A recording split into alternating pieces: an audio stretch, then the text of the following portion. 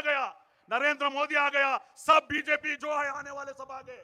BJP नहीं आए तो खरीद लेंगे वो लोग, मुसलमान एमएलए को खरीद लेंगे वो लोग। क्यों उनका पीछे पड़ते हो? आपका पार्टी, आपका तकदीर आप बनाओ, आपका फ्यूचर आप बनाओ, आपका बच्चों का फ्यूचर है। भाइयों, बुजुर्गों, दोस्तों, बहुत अफसोस के साथ कहना पड़ता है, बार बार बोलते हैं एसडीपी वाले बहुत अच्छे काम करते हैं, दुआ करेंगे, बहुत दुआ करेंगे आप लोग, मगर वोट डालने का टाइम क्या करेंगे आप? वोट डालने का टाइम क्या करेंगे? हाँ, अल्हम्दुलिल्लाह खुशी, हम लोग को दुआ मिल जाएंगे, मगर हमारे बच्चों का मुस्तकबिल नहीं मिलेगा। दुआओं से, वोटों से मुस्तकबिल, तकदीर बदलता है। को संभालो, आगे बढ़ाओ, ताकतवर बनो, क्योंकि आपके लिए पार्टी बनाए, आपके लिए हम जेलों को जाने के तैयार है। हमारे लोग जेलों में है, आपके लिए जेलों को चोरी कर नहीं है, आपके बारे में हक आवाज बुलंद करने के लिए जेलों में है, आपके लिए मरने के लिए तैयार है हम लोग। यह है social democratic party of India. ರಾಜಕೀಯ ನ್ಯಾಯವನ್ನು ಕೊಡಬೇಕು ಅಂತ ಸಂವಿಧಾನ ಹೇಳ್ತಾರೆ. ಸಿಕ್ಕಿದೆಯಾ ಸ್ವಾಮಿ ರಾಜಕೀಯ ನ್ಯಾಯ? 75 ವರ್ಷ ಆಯಿತು ಸ್ವಾತಂತ್ರ್ಯ ಸಿಕ್ಕಿ. ಕರ್ನಾಟಕದಲ್ಲಿ 1.25 ಕೋಟಿ ದಲಿತರಿದ್ದಾರೆ, 1 ಕೋಟಿ ಮುಸಲ್ಮಾನರಿದ್ದಾರೆ. ಕಳೆದ 75 ವರ್ಷದಿಂದ ಎಲ್ಲಾ ಪಕ್ಷಗಳು ಆಳ್ವಿಕೆ ಮಾಡಿ ಇಲ್ಲಿಯವರೆಗೆ ಕರ್ನಾಟಕದಲ್ಲಿ ಒಬ್ಬ ದಲಿತ ಮುಖ್ಯಮಂತ್ರಿ ಆಗಲಿಲ್ಲ, ಒಬ್ಬ ಮುಸ್ಲಿಂ ಮುಖ್ಯಮಂತ್ರಿ ಆಗಲಿಲ್ಲ. ಇದೇನಾ ನಿಮ್ಮ ರಾಜಕೀಯ ನ್ಯಾಯ? ನಾಚಿಕೆ ಆಗೋದಿಲ್ವಾ ನಿಮಗೆ ರಾಜಕೀಯ ನ್ಯಾಯ ಮಾತನಾಡಲಿಕ್ಕೆ? ಯಾವ ನೈತಿಕತೆ ಇದೆ ನಿಮಗೆ ರಾಜಕೀಯ ನ್ಯಾಯದ ಬಗ್ಗೆ ಮಾತನಾಡಲಿಕ್ಕೆ? ಇಲ್ಲಿಯವರೆಗೆ ಕರ್ನಾಟಕದಲ್ಲಿ 1.25 ಕೋಟಿ ಇರುವ ದಲಿತರಿಗೆ ಮುಖ್ಯಮಂತ್ರಿ ಭಾಗ್ಯ ಸಿಗಲಿಲ್ಲ, 1 ಕೋಟಿ ಇರುವ ಮುಸಲ್ಮಾನರಿಗೆ ಮುಖ್ಯಮಂತ್ರಿ ಭಾಗ್ಯ ಸಿಗಲಿಲ್ಲ. ಇದೇನಾ ರಾಜಕೀಯ ನ್ಯಾಯ? ಕಳೆದ 3 ಟರ್ಮ್ನಿಂದ ಕರ್ನಾಟಕದಿಂದ ಒಬ್ಬರೇ ಒಬ್ಬ ಮುಸ್ಲಿಂ ಎಂಪಿ ಇಲ್ಲ. 15% ಪಾಪ್ಯುಲೇಷನ್ ಇರುವಂತ ಕರ್ನಾಟಕದಲ್ಲಿ ಕೇವಲ 7 ಮುಸ್ಲಿಂ ಎಂಎಲ್ಎಗಳು, ಅದು ನಾಮಕಾವಸ್ಥೆ. ಇದೇನಾ ಪೊಲಿಟಿಕಲ್ ಫ್ರೀಡಮ್? ಇನ್ನು ಏನ್ ಹೇಳ್ತಾರೆ? ವಿಚಾರ, ಅಭಿವ್ಯಕ್ತಿ, ನಂಬಿಕೆ, ಭಕ್ತಿ ಮತ್ತು ಆರಾಧನೆಗಳಲ್ಲಿ ಸ್ವಾತಂತ್ರ್ಯ ಇದೆ ಅಂತ ಹೇಳ್ತದೆ ಸಂವಿಧಾನದಲ್ಲಿ. ನಿಮ್ಮ ವಿಚಾರದಲ್ಲಿ, ಅಭಿವ್ಯಕ್ತಿಯಲ್ಲಿ, ನಂಬಿಕೆಯಲ್ಲಿ, ಭಕ್ತಿಯಲ್ಲಿ, ಆರಾಧನೆಗಳಲ್ಲಿ ಸ್ವಾತಂತ್ರ್ಯ ಇದೆ ಅಂತ ಹೇಳ್ತಾರೆ. ಇದೆಯಾ ಸ್ವಾತಂತ್ರ್ಯ? ಇದೆಯಾ ಸ್ವಾತಂತ್ರ್ಯ ನಿಜವಾಗ್ಲೂ ನಮ್ಗೆ ಅಭಿವ್ಯಕ್ತಿಯಲ್ಲಿ? ಎಷ್ಟರ ಮಟ್ಟಿಗೆ ಅಸಹನೆ ಇದೆ, ಎಷ್ಟರ ಮಟ್ಟಿಗೆ ಕೋಮು ವಿದ್ವೇಷ ಇದೆ ಅಂತ ಹೇಳಿದ್ರೆ, ಉಡುಪಿ ಜಿಲ್ಲೆಯ 6 ಪುಟ್ಟ ಶಾಲಾ ಕಾಲೇಜಿನ ಹೆಣ್ಣು ಮಕ್ಕಳು ತಲೆಗೆ ಶಿರವಸ್ತ್ರ ಧರಿಸ್ತೀವಿ ಅಂತ ಹೇಳಿದ್ರೆ ಅದನ್ನ ಸಹಿಸಲಾಗದಂತಹ ಬಿಜೆಪಿ ಸರ್ಕಾರ ನಿರ್ಬಂಧ ಹೇರ್ತದೆ ಅಂತಂದ್ರೆ ಅಭಿವ್ಯಕ್ತಿ ಸ್ವಾತಂತ್ರ್ಯ ಇದೆಯಾ ಇಲ್ಲಿ? ವ್ಯಕ್ತಿ ಸ್ವಾತಂತ್ರ್ಯ ಇದೆಯಾ ಇಲ್ಲಿ? क्या पूछे साहब? 6 बच्चियां स्कार्फ पहनने के लिए, हिजाब पहनने के लिए परमिशन पूछे तो पूरे हुकूमत उनका सामने, पूरा हुकूमत सामने उनको इनकार कर दिया. यही है फ्रीडम, यही है आजादी. ಇನ್ನು ಹಿಜಾಬ್ ಅನ್ನುವಂಥದ್ದು ಈಗಾಗಲೇ ಫೈಜಿ ಸಾಹೇಬ್ರ ತಲೆತಲಾಂತರದಿಂದ ಬಂದದ್ದು, ಅದು ನೆನ್ನೆ ಮೊನ್ನೆ ಬಂದಿದ್ದಲ್ಲ. ಅದೊಂದು ವೈಯಕ್ತಿಕ ಹಕ್ಕು. ವಸ್ತ್ರಧಾರಣೆ ಅನ್ನುವಂಥದ್ದು ವೈಯಕ್ತಿಕ ಹಕ್ಕು. ಈ ದೇಶದಲ್ಲಿ ಚಡ್ಡಿ ಹಾಕಿ ಹೋಗೋರಿಗೆ ಸ್ವಾತಂತ್ರ್ಯ ಇದೆ, ಮಿಡ್ಡಿ ಹಾಕಿ ಹೋಗೋರಿಗೆ ಸ್ವಾತಂತ್ರ್ಯ ಇದೆ, ಅರ್ಧ ಬಟ್ಟೆ ಹಾಕಿ ಹೋಗೋರಿಗೆ ಸ್ವಾತಂತ್ರ್ಯ ಇದೆ, ನಗ್ನವಾಗಿ ಹೋಗೋರಿಗೂ ಸ್ವಾತಂತ್ರ್ಯ ಇದೆ. ಆದ್ರೆ ಆ ಪುಟ್ಟ ಶಾಲಾ ಹೆಣ್ಣು ಮಕ್ಕಳು ತಲೆಗೆ ತಲವಸ್ತ್ರ ಧರಿಸ್ತೀವಿ ಅಂತ ಹೇಳಿದ್ರೆ ಸ್ವಾತಂತ್ರ್ಯ ಇಲ್ಲ ಅಂತೀರಾ ನೀವು? ಇದೇನಾ ಒಂದು ರಾಜ್ಯ ಸರ್ಕಾರ ನಡೆದುಕೊಳ್ಬೇಕಾದಂತ ರೀತಿ? ಎಷ್ಟೊಂದು ಅಸಹನೆ, ಎಷ್ಟೊಂದು ಕೋಮು ವಿದ್ವೇಷ, ಎಷ್ಟೊಂದು ಮುಸ್ಲಿಂ ದ್ವೇಷ ಈ ಸರ್ಕಾರಕ್ಕೆ ಅಂತಂದ್ರೆ, ಈ ವರ್ಷದ ಆರಂಭದಲ್ಲಿ, ಕಾಲೇಜುಗಳ ಆರಂಭದಲ್ಲಿ ಕಳೆದ ವರ್ಷ ಏನು ಗೈಡ್ ಲೈನ್ಸ್ ಇತ್ತು, ಕಾಲೇಜಿನ ಗೈಡ್ ಲೈನ್ಸ್, ಆ ಗೈಡ್ ಲೈನ್ಸ್ ನಲ್ಲಿ ಹಿಜಾಬ್ ಅಂದ್ರೆ ಯೂನಿಫಾರ್ಮ್ ನ ಬಗ್ಗೆ ಪ್ರಸ್ತಾಪ ಇರಲಿಲ್ಲ. ಯಾವಾಗ ಇದು ಪ್ರಾಬ್ಲಮ್ ಆಯ್ತು, ಹೈಕೋರ್ಟ್ಗೆ ಹೋದಾಗ ಸಡನ್ ಆಗಿ ಒಂದು ಸರ್ಕ್ಯುಲರ್ ಬರ್ತದೆ ಯೂನಿಫಾರ್ಮ್.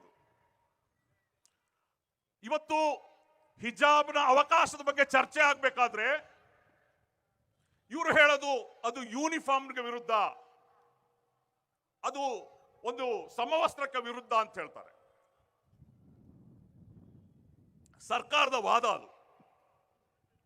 ಆದ್ರೆ ಕೋರ್ಟ್ ನಲ್ಲಿ ಇವರು ಅಫಿಡವಿಟ್ ಕೊಟ್ಟಾಗ ಸರ್ಕಾರ ಇವ್ರು ಏನ್ ಹೇಳ್ತದೆ ಅಂತಂದ್ರೆ, ಇಸ್ಲಾಂನಲ್ಲಿ ಹಿಜಾಬ್ ಅನ್ನುವಂಥದ್ದು ಎಸೆನ್ಷಿಯಲ್ ಪಾರ್ಟ್ ಅಲ್ಲ ಅಂತ ಹೇಳಿ ಅಫಿಡವಿಟ್ ಅವನ್ನ ಸರ್ಕಾರ ಕೊಡ್ತದೆ.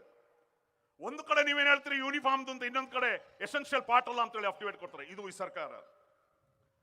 ಇನ್ನು ಈ ವಿಚಾರದಲ್ಲಿ ಕಾಂಗ್ರೆಸ್ ಪಕ್ಷ ತೆಗೆದುಕೊಂಡ ನಿಲುವೇನು? ನೀವು ಓಟ್ ಗುದ್ದುವಂತ ಜೋ ವೋಟ್ ಡಾಲ್ನೆ ವಾಲೆ, 50 साल, 60 साल, 70 साल से कांग्रेस को वोट उठाने वाले मेरे भाइयों बहनों सुन लो, क्या था हिजाब के बारे में इनका। जब पूरे मुल्क बीजेपी संघ परिवार रास्ते में उठकर हिजाब के खिलाफ जो कार्रवाई किया, कांग्रेस क्या किया? कांग्रेस का प्रेसिडेंट बोलते हैं हिजाब के बारे में कोई भी बात करना नहीं, कोई भी मुसलमान एमएलए बात करना नहीं। यह स्टैंड था कांग्रेस का। मुस्लिम एमएलए का क्या था? आपको कौम का नुमाइंदा बोलकर वोट डालने वाले मेरे कौम का नौजवानों सुन लो, क्या था हिजाब के बारे में मुस्लिम एमएलए का।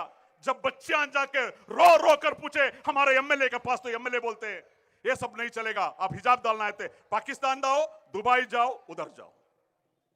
एक मुस्लिम एमएलए बताते हैं हिजाब डालने के लिए आपको पाकिस्तान, अफगानिस्तान और दुबई जाना पड़ेगा। अरे एमएलए खान को कल सुन ले, अगर पढ़ा नहीं तो पढ़े। 2019 में ऑस्ट्रिया गवर्नमेंट, जो क्रिश्चियन हुकूमत है, ऑस्ट्रिया का गवर्नमेंट 2009 में उसके गवर्नमेंट में एक बिल पास किया, स्कूल के बच्चों का, सही तरीके से सुन लो, प्राइमरी स्कूल का बच्चियों को स्कार्फ करने में बैन कर दिया ऑस्ट्रिया के गवर्नमेंट, जो क्रिश्चियन मेजॉरिटी का गवर्नमेंट। उसके बाद वहां के लोग वहां के सुप्रीम कोर्ट को गए। सुप्रीम कोर्ट जो इस हुकूमत का फैसला को खारिज कर दिया। सुप्रीम कोर्ट बोला, सुप्रीम कोर्ट में ऑस्ट्रिया के सुप्रीम कोर्ट ने यह बोला, ऑस्ट्रिया का गवर्नमेंट मुस्लिम बच्चियों को टारगेट कर रहा है, उनका फ्रीडम छीना जा रहा है, उनको हिजाब के लिए, उनको हिजाब पहनने के लिए पास कर दिया ऑस्ट्रिया के सुप्रीम कोर्ट। ऑस्ट्रिया के कोर्ट में उधर का गवर्नमेंट का यह वादा था, अगर हिजाब पहन के क्लासरूम में बच्चियां बैठेंगे, छोटे छोटे बच्चियां, 14 साल के नीचे के बच्चियां बैठेंगे, तो ऑस्ट्रिया के हुकूमत ने सुप्रीम कोर्ट में एफिडेविट दिया, ये बच्चों के ऊपर जो डिफरेंशिएट होगा, तारतम्य होगा, ऐसा एक बताए, ಅಂದ್ರೆ ಸಹಪಾಠಿಗಳಿಂದ ತಾರತಮ್ಯ ಆಗ್ತದೆ ಅಂತ ಹೇಳಿ ಸುಪ್ರೀಂ ಕೋರ್ಟ್ಗೆ ಅಫಿಡವಿಟ್ ಕೊಡ್ತದೆ ಆಸ್ಟ್ರಿಯಾ ಗವರ್ನಮೆಂಟ್. ಆಗ ಆಸ್ಟ್ರಿಯಾ ಗವರ್ನಮೆಂಟ್ ಹೇಳ್ತಾರೆ, ಅದು ಯಾರು ತಾರತಮ್ಯ ಮಾಡ್ತಾರೋ ಶಾಲೆಯಲ್ಲಿ ತಾರತಮ್ಯ ಮಾಡಬಾರದು ಅಂತ ಹೇಳಿ ಕಾನೂನನ್ನ ತನ್ನಿ ಅಂತ ಹೇಳಿ ಆಸ್ಟ್ರಿಯಾದ ಸುಪ್ರೀಂ ಕೋರ್ಟ್ ಹೇಳ್ತದೆ ಅಂತಂದ್ರೆ, ಅಲ್ಲಿ ಆ ಮಕ್ಕಳ ಸ್ವಾತಂತ್ರ್ಯವನ್ನ, ವ್ಯಕ್ತಿ ಸ್ವಾತಂತ್ರ್ಯವನ್ನ, ವಸ್ತ್ರ ಸ್ವಾತಂತ್ರ್ಯವನ್ನ, ಆ ಹೆಣ್ಣು ಮಕ್ಕಳ ರೈಟ್ಸ್ ಅನ್ನ ಎತ್ತಿ ಹಿಡಿದಿದ್ದು ಆಸ್ಟ್ರಿಯಾದ ಸುಪ್ರೀಂ ಕೋರ್ಟ್ ಅನ್ನೋದನ್ನ ಈ ನಮ್ಮ ಮುಸ್ಲಿಂ ಎಂಎಲ್ಎಗಳು ಅರ್ಥ ಮಾಡ್ಕೋಬೇಕು. जो एमएलए पाकिस्तान, अफगानिस्तान और दुबई को जाने के लिए कहते हैं ना, ऑस्ट्रिया और सुप्रीम कोर्ट का जजमेंट पढ़ लो, मालूम हो जाएगा क्या है बोलकर। यह है कांग्रेस का स्टेटस, कांग्रेस का जो स्टैंड, दूसरे पॉलिटिकल पार्टी का स्टैंड। मगर सोशल डेमोक्रेटिक पार्टी का स्टैंड क्या है? यहाँ का उलेमा किराम का हिजाब का बारे में, यहाँ का उलेमा किराम का क्या राय है, क्या है आपका फैसला, क्या राय है, उसके साथ social democratic party of India है।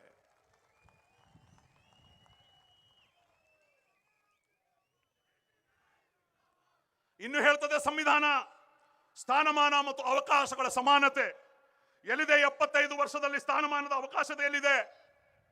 ಎಲ್ಲಿದ್ದಾರೆ ಉನ್ನತ ಹುದ್ದೆಗಳಲ್ಲಿ? ಐಎಎಸ್ ಐಪಿಎಸ್ ಗಳಲ್ಲಿ ಎಲ್ಲಿದ್ದಾರೆ ಹಿಂದುಳಿದವರು, ದಲಿತರು, ಮುಸಲ್ಮಾನರು? ಸಾಚಾರ್ ವರದಿಯಲ್ಲಿ ಹೇಳಿರುವಂತದ್ದು ನಮಗೆ ಗೊತ್ತಿದೆ ಏನಿದೆ ಅಂತ ಹೇಳಿ. ಇನ್ನು ಸಂವಿಧಾನ ಹೇಳ್ತದೆ ಐಕ್ಯತೆ ಮತ್ತು ಭ್ರಾತೃತ್ವವನ್ನು ಪ್ರೋತ್ಸಾಹಿಸಬೇಕು ಅಂತ ಹೇಳಿ. ಅಖಂಡ ಭಾರತವನ್ನ ನಿರ್ಮಾಣ ಮಾಡಬೇಕಾದ್ರೆ ಐಕ್ಯತೆ ಮತ್ತು ಭ್ರಾತೃತ್ವವನ್ನು ಪ್ರೋತ್ಸಾಹಿಸಬೇಕು ಬರ್ತದೆ. ಧರ್ಮ ತಾರತಮ್ಯ, ಜಾತಿ ತಾರತಮ್ಯ ಮಾಡಬಾರದು ಅಂತ ಹೇಳ್ತಾರೆ. ಆದ್ರೆ ಇವತ್ತಿನ ಪರಿಸ್ಥಿತಿ ಏನು? ಇವತ್ತಿನ ಸರ್ಕಾರದ ಅಜೆಂಡಾಗಳೇನು? ಜಾತೀಯತೆ, ಧರ್ಮ ತಾರತಮ್ಯ, ಧರ್ಮವನ್ನ ಟಾರ್ಗೆಟ್ ಮಾಡ್ತಾ ಇರುವಂತದ್ದು ಸರ್ಕಾರವೇ ಟಾರ್ಗೆಟ್ ಮಾಡ್ತಾ ಇದೆ. ಇವತ್ತು ನಿಮಗೆ ಗೊತ್ತಿದೆ, ಆಂಟಿ ಕನ್ವರ್ಷನ್ ಬಿಲ್ ಅನ್ನ ತಂದ್ರು,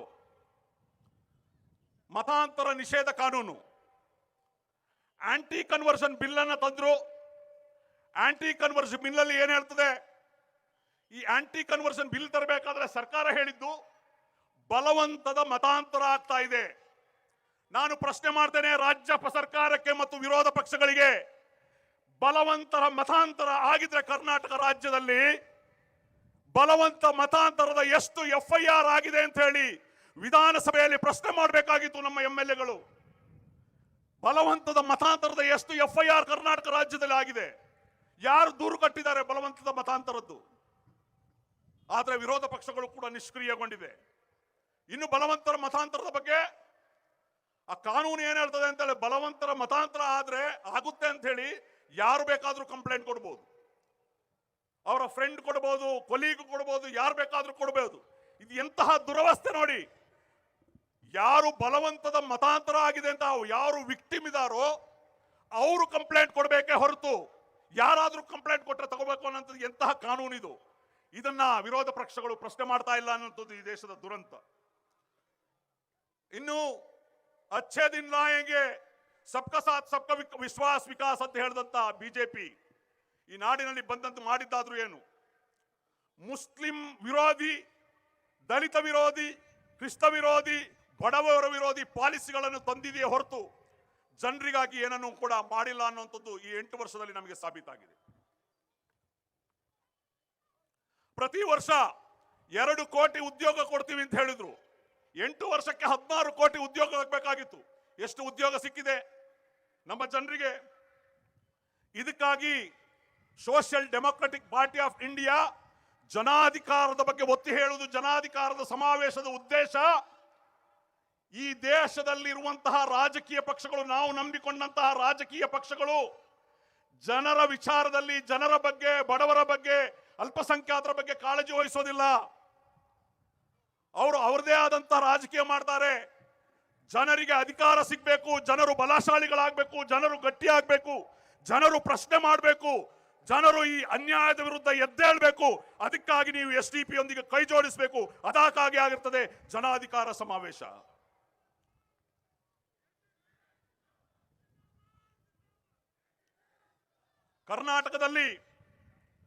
कर्नाटक में जो हुकूमत आज चल लेकर है, जैसा कि आपको मालूम है 2018 में जो हुकूमत आप हम सब मिलके सेक्युलर पार्टीज बोलकर वोट दिए, किसको वोट दिए? किसी को मेजॉरिटी नहीं आया, कांग्रेस और JDS का हुकूमत आया, जॉइंट हुकूमत।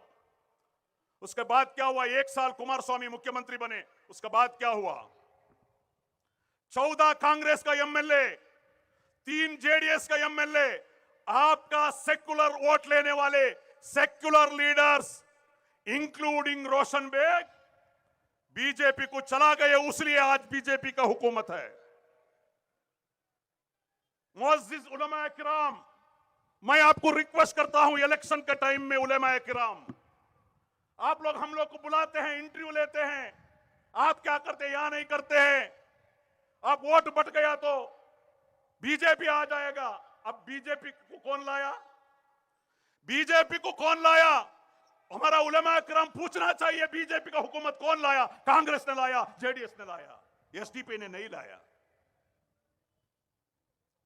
उस टाइम में एडवोकेसी करते हैं बड़े बड़े IPS लोग, रिटायर्ड IAS लोग, लैपटॉप लाके हर मस्जिद में चलाते हैं। ये बार भी आएंगे वो लोग, वोट बटना नहीं बोलकर कांग्रेस को एडवोकेट करते हैं।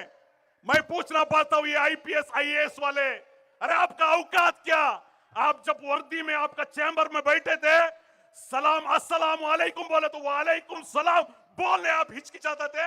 ऐसे लोग मुसलमान के हमदर्द अभी। मैं पूछना चाहता हूं, ये रिटायर्ड IAS IPS कांग्रेस को बैटिंग करने वाले, तुम जब IAS थे, तुम जब IPS थे, कितने नौजवान को तुम नौकरी दिए, क्या मदद किए? जो जेलों में सड़ रहे थे हमारे नौजवान, क्या किए उन लोगों के बारे में? ये पूछना चाहिए उलमा किराम, मस्जिद का जिम्मेदार। जब ये लैपटॉप लेके मस्जिद को आएंगे दिखाने के लिए वोट बटने का स्टोरी, तब पूछना चाहिए आप क्या किए इस कौम के लिए। पूछना चाहिए जब हिजाब का मामला आया, अजान की मामला आया, एंटी कन्वर्शन का मामला आया, सोशल बॉयकॉट का मामला आया, कहां था ये लोग?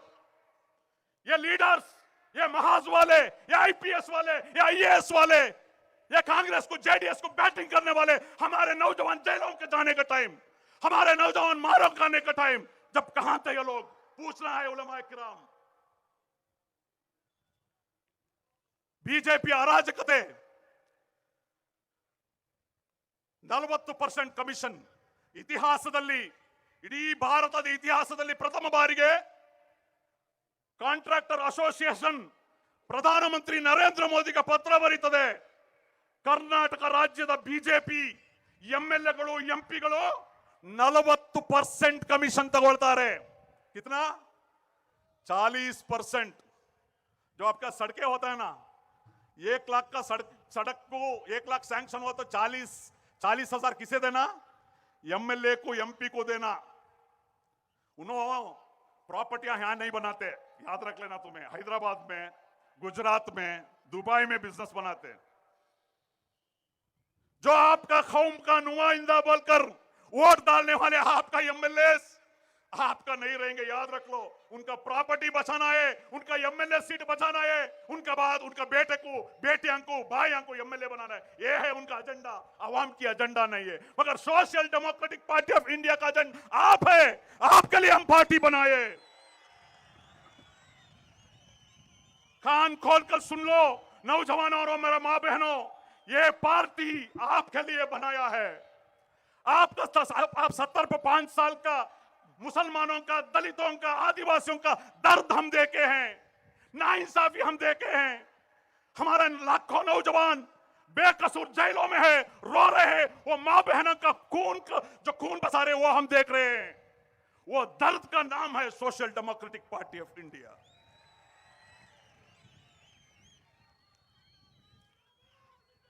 क्योंकि हम लोग इरादा कर आए हैं.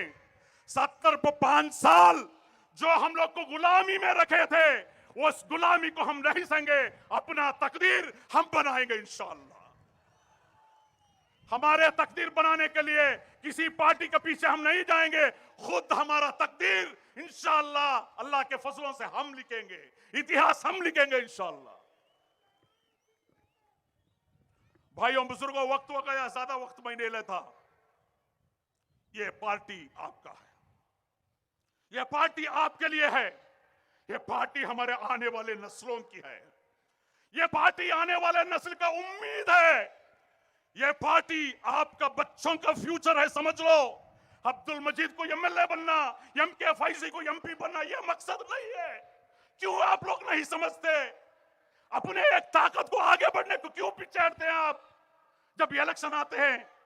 भाइयों बुजुर्गों दोस्तों, बहुत अफसोस के साथ कहना पड़ता है, बार बार बोलते हैं एसडीपी वाले बहुत अच्छे काम करते हैं, दुआ करेंगे, बहुत दुआ करेंगे आप लोग, मगर वोट डालने का टाइम क्या करेंगे आप? वोट डालने का टाइम क्या करेंगे?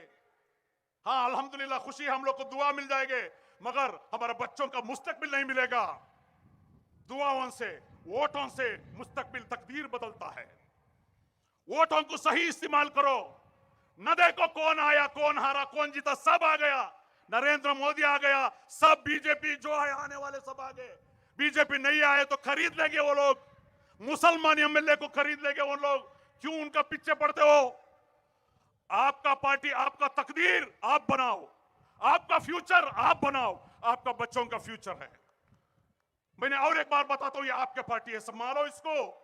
अब्दुल मजीद नहीं रहेगा, हन्नान भाई नहीं रहेगा, ये क्वेश्चन नहीं है. इस पार्टी को, इस तहरीक को, इस फ्लैग को संभालो, आगे बढ़ाओ, ताकतवर बनो.